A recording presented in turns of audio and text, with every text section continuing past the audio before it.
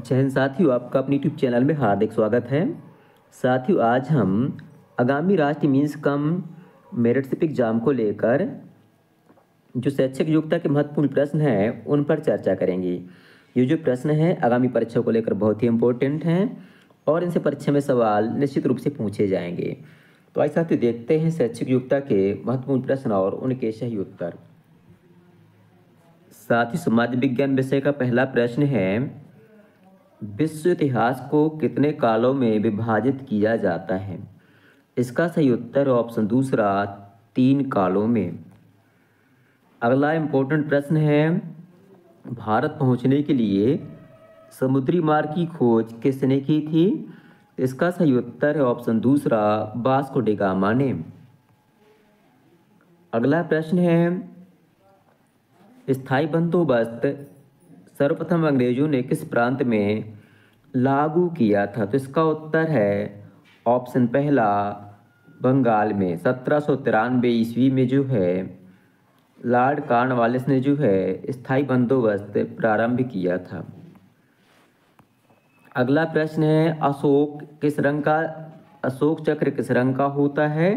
तो अशोक चक्र जो है देखा होगा आपने, झंडे में बना हुआ नीले रंग का होता है और इसमें 24 तीलियां होती हैं।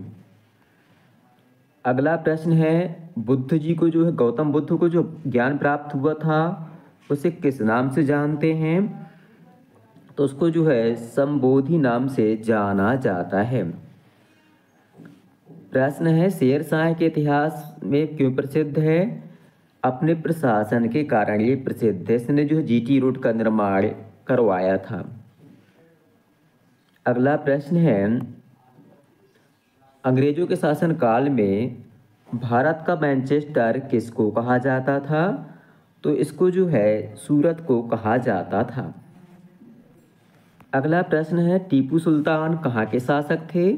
तो टीपू सुल्तान जो है मैसूर के शासक थे। ये प्रश्न परीक्षा में कई बार पूछा जा चुका है।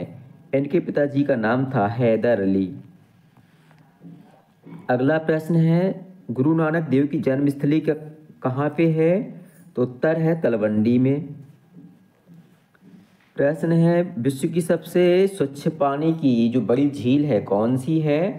तो ये जो है सुपीरियर झील है। अगला प्रश्न है, किस नदी में फरक्का बांध का निर्माण हुआ है?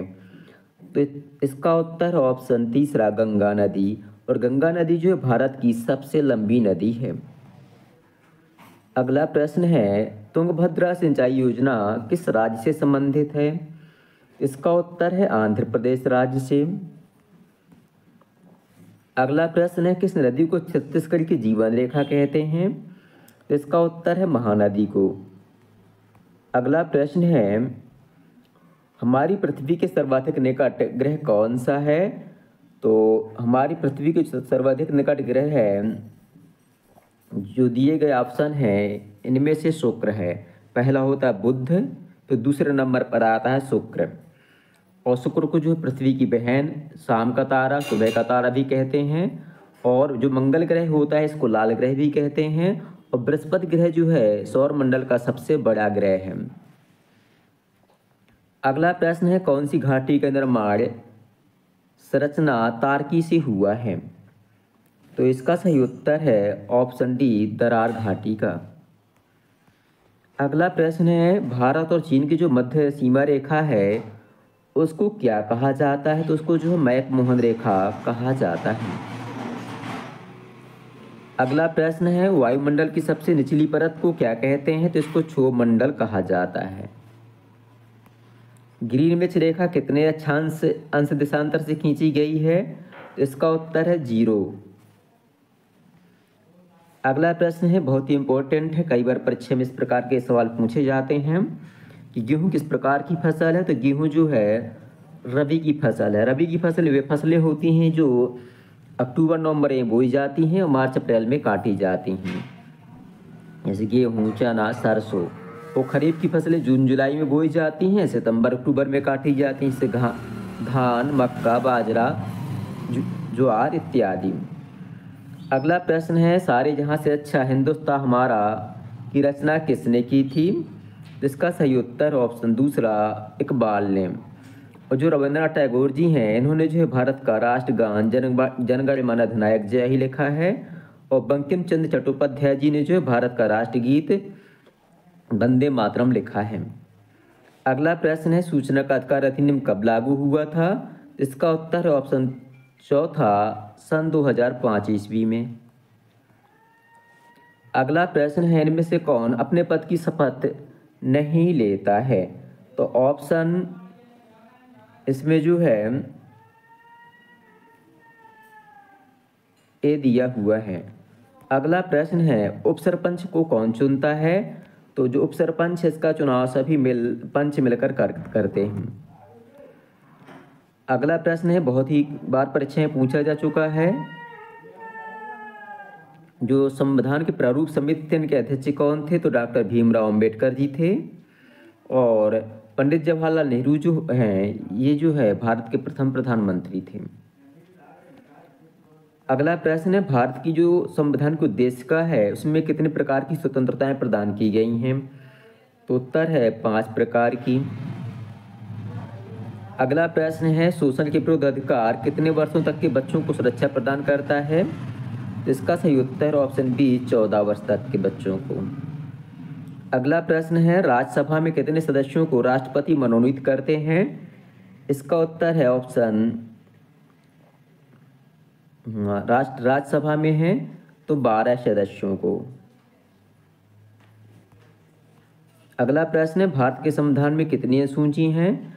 तो भारत के संविधान में वर्तमान में जो है 12 अनुसूची हैं। अगला प्रश्न है, किन 2 राज्यों का एक ही उच्च न्यायालय है? तो इसका उत्तर है पंजाब और हरियाणा का।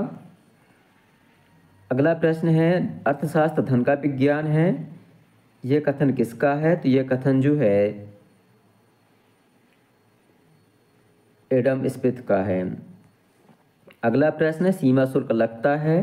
तो सीमा शुल्क जो है, जो विदेश से आने वाला सामान है उस पर लगता है। ISI चिन्ह प्रदर्शित करता है, तो क्या प्रदर्शित करता है? ये जो है उत्पादन की गुणवत्ता को प्रदर्शित करता है। छोटे व्यापारी कोसा धागा बनाने के लिए क्या खरीदते हैं? इसका सही उत्तर है ऑप्शन दूसरा फल। अगला प्रश्न है, भारत का जो केंद्रीय बैंक है कौन सा है? तो रिजर्व बैंक ऑफ इंडिया यानी कि भारतीय रिजर्व बैंक भारत का केंद्रीय बैंक है। तो साथ ही इस प्रकार से समाज विज्ञान विषय के ये प्रश्न पूरे होते हैं। ये प्रश्न बहुत ही इम्पोर्टेंट हैं और इसी प्रकार के सवाल आपकी परीक्षा में पूछे जाएंगे। आपको वीडियो पसंद आए तो वीडियो को लाइक करें, अपने साथियों के साथ शेयर करें और हमारे चैनल को सब्सक्राइब करना बिल्कुल भी न भूलें। बहुत बहुत धन्यवाद।